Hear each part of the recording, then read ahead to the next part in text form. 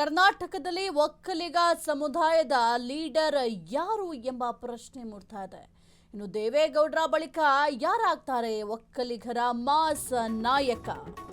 ಕರ್ನಾಟಕದಲ್ಲಿ ಒಕ್ಕಲಿಗ ಸಮುದಾಯದ ಲೀಡರ್ ಯಾರು? ದೇವೇಗೌಡರ ಬಳಿಕ ಯಾರಾಗ್ತಾರೆ ಒಕ್ಕಲಿಗರ ಮಾಸ್ ನಾಯಕ? ಹಳೆ ಮೈಸೂರು ಭಾಗದಲ್ಲಿ ಒಕ್ಕಲಿಗರ ಮತ ಪಡೆಯೋದ್ಯಾರು?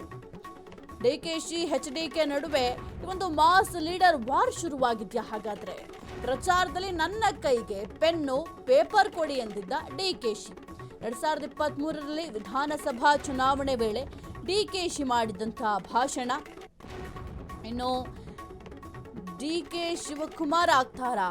ಇದೀಗ 3 ವರ್ಷದ ಬಳಿಕ ಮುಖ್ಯಮಂತ್ರಿ ಆಗಿರುವಂತಹ ಡಿಕೆ ಶಿವಕುಮಾರ್ ಅವರು ಎಚ್ಡಿಕೆ ಭೇಟಿ ಮಾಡಿ ಸಲಹೆ ಕೇಳ್ತೀನಿ ಅಂತ ಸಿಎಂ ಡಿಕೆಶಿ ಅವರು ಹೇಳಿದ್ರು. ಸಿಎಂ ಡಿಕೆಶಿ ಭೇಟಿ ಮಾಡ್ತಾರಾ ಕೇಂದ್ರ ಸಚಿವ ಎಚ್.ಡಿ. ಕುಮಾರಸ್ವಾಮಿ ಅವರು? ಹಾಗಾದ್ರೆ ಕರ್ನಾಟಕದಲ್ಲಿ ಒಕ್ಕಲಿಗ ಸಮುದಾಯದ ಲೀಡರ್ ಯಾರಾಗ್ತಾರೆ ಎಂಬ ಪ್ರಶ್ನೆ ಸದ್ಯಕ್ಕೆ ಮೂಡ್ತಾ ಇದೆ. ಯಾಕೆಂತಂದ್ರೆ ಒಂದು ಹಳೆ ಮೈಸೂರು ಭಾಗದಲ್ಲಿ ಒಕ್ಕಲಿಗರ ಪ್ರಾಬಲ್ಯ ಹೆಚ್ಚಾಗಿದೆ. ಇದನ್ನ ಯಾರು ಮುಂದುವರಿಸ್ಕೊಂಡು ಹೋಗ್ತಾರೆ? ಮಾಸ್ ಲೀಡರ್ ಯಾರಾಗ್ತಾರೆ? ಒಕ್ಕಲಿಗರ ನಾಯಕ ಯಾರು? ಎಚ್ಡಿಕೆ ಅವಕಾಶ ಕೊಟ್ರೆ ಭೇಟಿಯಾಗ್ತೀನಿ ಅಂತ ಡಿಕೆ ಶಿವಕುಮಾರ್ ಅವರು ಹೇಳಿದ್ರು.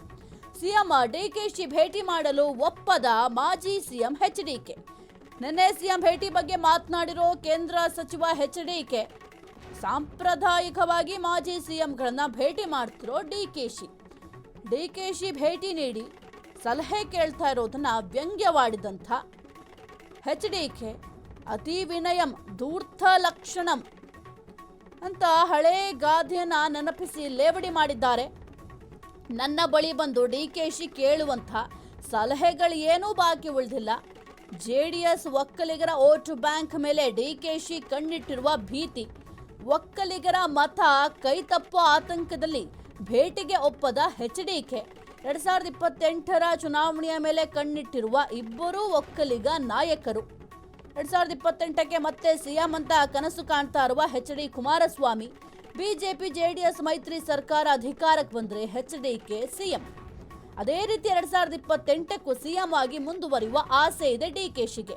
ಹೀಗಾಗಿ ಈಗ ಡಿಕೆಶಿ ಭೇಟಿಯಾದ್ರೆ ಒಕ್ಕಲಿಗರು ಡಿವೈಡ್ ಆಗೋ ಸಾಧ್ಯತೆ ಇದೆ. ಮೈಸೂರು ಭಾಗದಲ್ಲಿ ಜೆಡಿಎಸ್ಗಿರೋ ಹಿಡಿತ ಮುಂದುವರಿಸುವ ಗುರಿ ಕುಮಾರಸ್ವಾಮಿ ಅವರಿಗಿದೆ.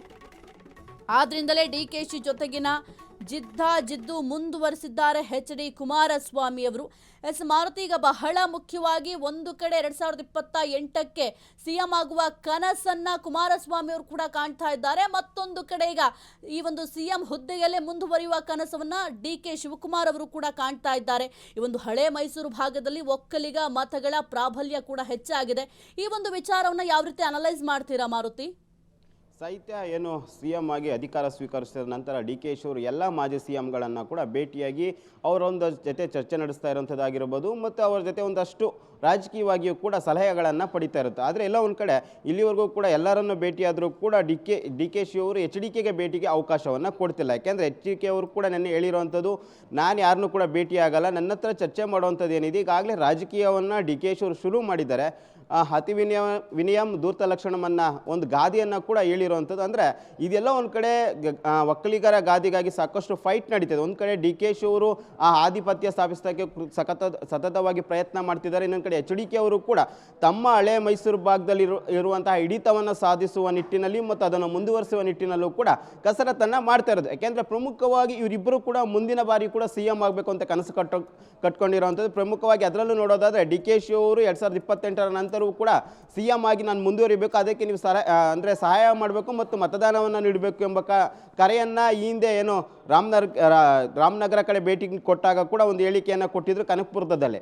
ಅದೇ ರೀತಿ ಎಚ್ಡಿಕೆ ಅವರು ಕೂಡ ಮುಂದಿನ ಬಾರಿ ಸಿಎಂ ಆಗ್ತೀನಿ ಎಂಬ ಕನಸನ್ನು ಕೂಡ ಅವರು ಕಟ್ಕೊಂಡಿದ್ದಾರೆ. ಯಾಕೆಂದರೆ ಜೆಡಿಎಸ್ ಮತ್ತು ಬಿಜೆಪಿ ಮೈತ್ರಿಯಲ್ಲಿದೆ. ಒಂದು ವೇಳೆ ಜೆಡಿಎಸ್ ಬಿಜೆಪಿ ಮೈತ್ರಿ ಸರ್ಕಾರ ಅಧಿಕಾರಕ್ಕೆ ಬಂದಿದ್ದೇ ಅದಲ್ಲಿ ಅವರ ಹೆಸರು ಮುಂಚೂಣಿಯಲ್ಲಿದೆ. ಈಗಾಗಲೇ ಅವರು ಕೂಡ ಕ್ಲೈಮ್ ಮಾಡ್ಕೊತಾ ಇರೋಂಥದ್ದು. ಅಂದರೆ ಜೆಡಿಎಸ್ ನಾಯಕರು ಕೂಡ ಮುಂದಿನ ಸಿಎಂ ಕುಮಾರಣ್ಣ ಆಗ್ತಾರೆ ಎಂಬ ಚರ್ಚೆ ಕೂಡ JDS ನಾಯಕರ ಇರೋದ್ರಿಂದ ಅವರು ಕೂಡ ಮುಂದಿನ ಭಾಗ ಏನು ಚುನಾವಣಾ ದೃಷ್ಟಿಯಿಂದ ಆಗಿರ್ಬೋದು ಮತ್ತು ಹಿಡಿತ ಸಾಧಿಸುವ ದೃಷ್ಟಿಯಿಂದಲೂ ಕೂಡ ಸಾಕಷ್ಟು ಮಹತ್ವನ ಪಡ್ಕೊಂಡಿದೆ. ಹಳೆ ಮೈಸೂರು ಭಾಗದಲ್ಲಿ ಈಗೇನಾದರೂ DKC ಜೊತೆ ಮಾತುಕತೆ ಅಥವಾ ಇನ್ನೊಂದು ಏನಾದರೂ ಆಗಿದ್ದೇ ಆದಲ್ಲಿ ನನಗೆಲ್ಲಿ ಹಳೆ ಮೈಸೂರು ಭಾಗದಲ್ಲಿ ಹಿಡಿತ ತಪ್ಪೋಗುತ್ತೆ ಮತ್ತು ರಾಜಕೀಯವಾಗಿ ಮುಂದುವರಿಯೋಕ್ಕೆ ಅವ್ರಿಗೆ ಅವಕಾಶ ಆಗುತ್ತೆ ಎಂಬ ನಿಷ್ಟಿನಲ್ಲಿ ಕೂಡ ಈ ಸಾಧಿಸ್ತಾ ಇರುವಂಥದ್ದು ಸಾಹಿತ್ಯ.